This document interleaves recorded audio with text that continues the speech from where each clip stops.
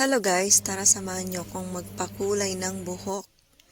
Ayan, kasi medyo bumaba na yung kulay ng buhok ko, hindi na magandang tingnan.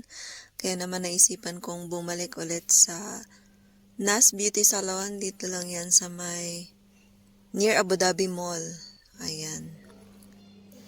Dati naman talaga ako lang yung nagkukulay ng buhok ko, pero since sobrang haba na ng buhok ko, medyo mahirap na siyang magkulay ng sarili. And gusto ko lang matry na yung iba naman ang magkulay sa akin, di ba? Pamper yourself.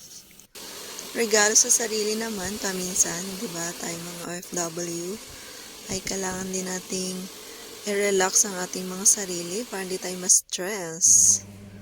Ayan, di ba? Ang ganda naman ng result. Masaya naman ako sa naging result. Ayan, confident na ulit tayo sa ating hair.